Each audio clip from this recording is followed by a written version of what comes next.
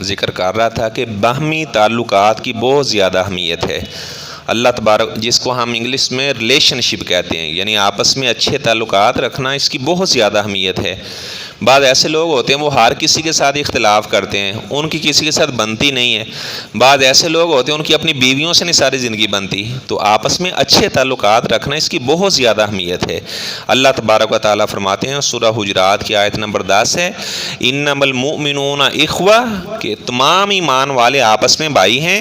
فاصلحوا بین اخویکم، اگر ان کا کبھی آپس میں جھگڑا ہو جائے تو آپ ان کی صلح کروا دیا کریں۔ آپ ثالثی بن کے آپ عدل و انصاف سے کام لیتے ہوئے ان کی آپس میں صلح کروا دیں۔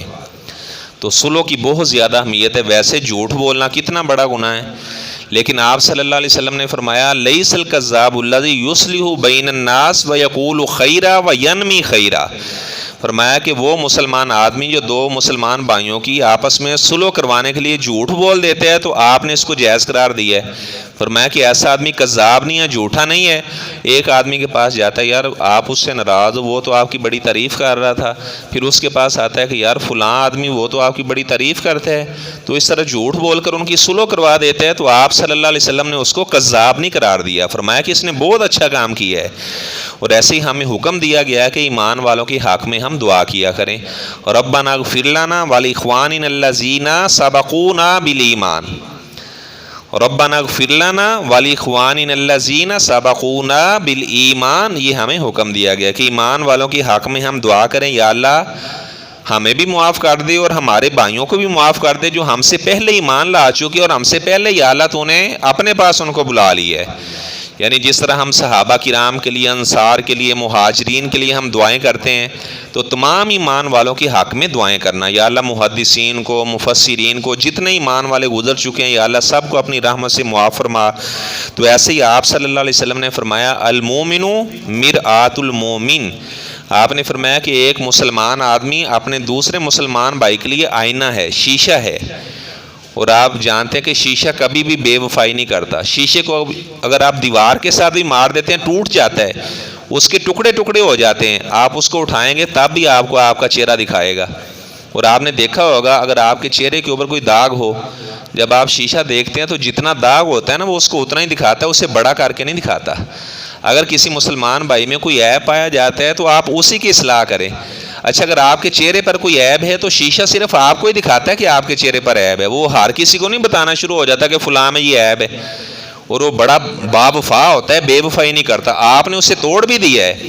یعنی اگر آپ کے ساتھ کوئی برا رویہ بھی کرتا ہے، اس کا ایٹیچیوڈ آپ سے اچھا نہیں ہے، اس کے باوجود بھی آپ نے اپنے مسلمان بھائی کی خیر خواہی کرنی ہے۔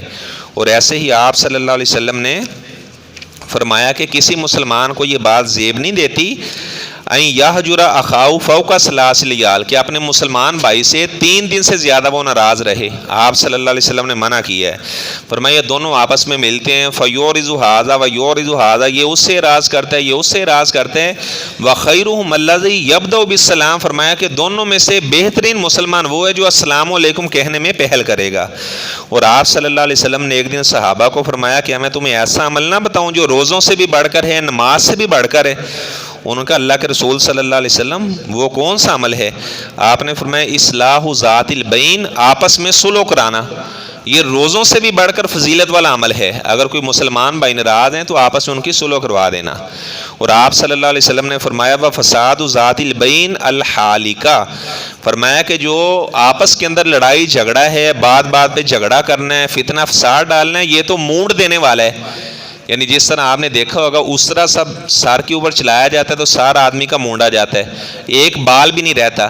ایسے جو آدمی چھوٹی چھوٹی بات پہ جھگڑا کرتا ہے، لڑائی کرتا ہے، تو ایسے ہی اس کا سارا دین اس سے ختم کر دیا جاتا ہے۔ ایسا آدمی بے دین ہو کر مرتا ہے جو بات بات کے اوپر جھگڑا کرنے والا ہے، لڑائی کرنے والا ہے۔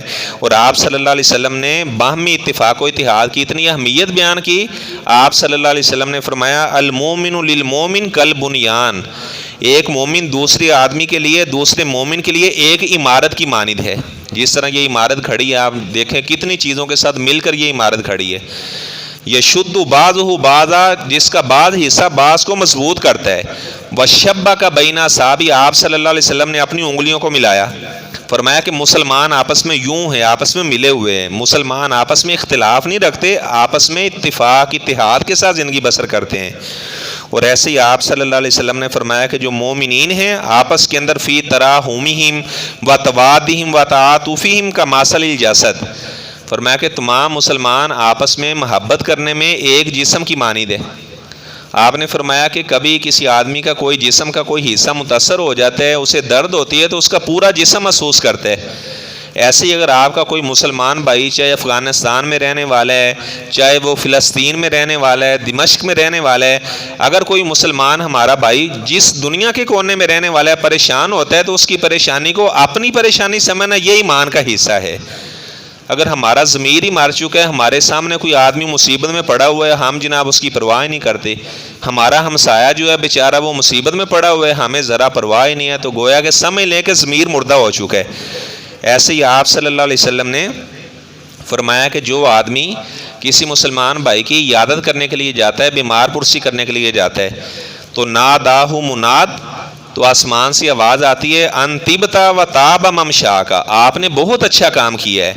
گویا کہ آپ نے جنت کے اندر اپنا محل تیار کر لیا جب آپ اپنے تعلقات کو بڑھانے کے لیے دوسرے مسلمان بھائی سے ملاقات کرنے کے لیے گئے ہیں۔ یعنی آپس کے اندر اتفاق اتحاد پیار محبت اللہ کی رضا کی خاطر کسی سے تعلق رکھنا اس کی بہت زیادہ اہمیت ہے۔ اور آپ صلی اللہ علیہ وسلم نے فرمایا کہ ان المسلم اذا عاد اخاہ المسلم، جب مسلمان آدمی اپنے مسلمان بھائی کی بیمار پرسی کرتا ہے لم یزل فی خرفۃ الجنہ، تو آپ صلی اللہ علیہ وسلم نے فرمایا کہ وہ ایسے ہی ہے جس طرح بہشت کے باغ میں رہ رہا ہے، جس طرح وہ جنت کے اندر چہل قدمی کر رہا ہے۔ یعنی اگر کوئی آدمی دوسرے کی بیمار پرسی کرنے کے لیے جا رہا ہے تو گویا کہ وہ جنت کی طرف جا رہا ہے۔ اور اس طرح ایک ہے باہر اپنے گھر سے باہر دوسروں کے ساتھ اچھے تعلقات رکھنا، ایک ہے کہ اپنے گھر میں اپنی بیوی بچوں کے ساتھ اچھے تعلقات رکھنا۔ آپ صلی اللہ علیہ وسلم کے بارے میں حضرت عائشہ سے پوچھا گیا کہ آپ ما یصنع فی بیتی، اپنے گھر میں کیا کرتے تھے؟ تو ہماری ماں عائشہ صدیقہ رضی اللہ تعالیٰ عنہ فرمانے لگی کان یکون فی محنت اہلی، آپ صلی اللہ علیہ وسلم گھریلو کام کاج میں اپنی بیویوں کا ہاتھ بٹایا کرتے تھے۔ بیوی صفائی کر رہی ہے تو آپ صلی اللہ علیہ وسلم بھی ساتھ صفائی کرتے، یعنی اپنے گھریلو کام کاج کے اندر بیویوں کا ہاتھ بٹانا، ان کے ساتھ اتفاق اتحاد والی زندگی بسر کرنا۔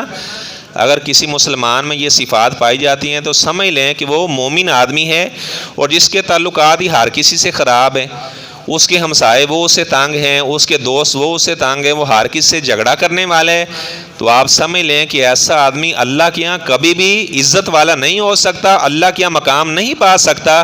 جو بات بات کے اوپر جھگڑا کرنے والا ہے، اپنے دل میں حسد بغض کینہ یہ رکھنے والا ہے، اپنے دل کو اس طرح صاف کریں جس طرح شیشہ صاف ہوتا ہے۔ تو میں اللہ تبارک و تعالیٰ سے دعا کرتا ہوں اللہ تبارک و تعالیٰ ساری زندگی ہمیں اتفاق اتحاد کے ساتھ زندگی بسر کرنے کی توفیق عطا فرمائے۔ وآخر دعوانا ان الحمد للہ رب العالمین۔